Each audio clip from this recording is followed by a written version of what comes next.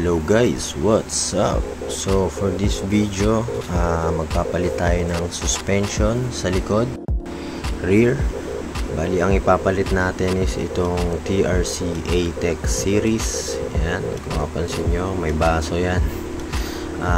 Although dati nakagamit naman ako ng ganito, yung may baso, yung pang Rusi Classic 250. Ang ating papalitan is itong RCB A2 series. Tsaka yung size nga pala ng ipapalit natin is 365mm. So mas mahaba siya compared dito sa gamit ko na 335mm RCB. So itong RCB almost same size lang siya ng stock. Bali maghahaba tayo. And then di ko napapakita sa inyo yung pagpapalit dahil basic na lang to sa inyo. Ipakita ko na lang sa inyo yung mga kailangan. Bali ito sa taas, ang sukat niya 17, and then dito sa baba is 12. Okay, palitan na natin. Bali ito pala yung itsura ng ating YTX. Yan yung nakakapit ngayon, yung RCB A2 series. Yan, okay.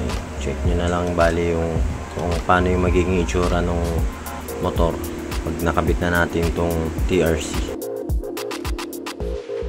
Yung upuan bali tabas na yan, hindi na yung stock. Okay? A few moments later. Yan na, nakabit na natin tong TRC rear shock.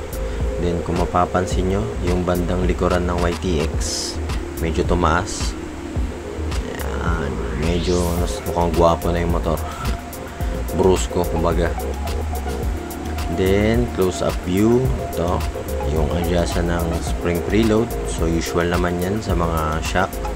Yan, iikot nyo lang yan dyan. And then dito naman yung sa rebound damping. So makita nyo may fast and slow.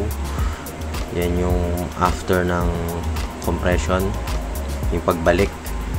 So ito sa may baso, ito naman yung adjustan ng compression. So meron din yang bawas, dagdag, negative, positive. So yan din yung sa part ng pag-compress sa loob ng baso.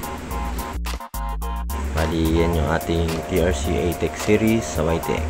Till next time again guys, bye bye.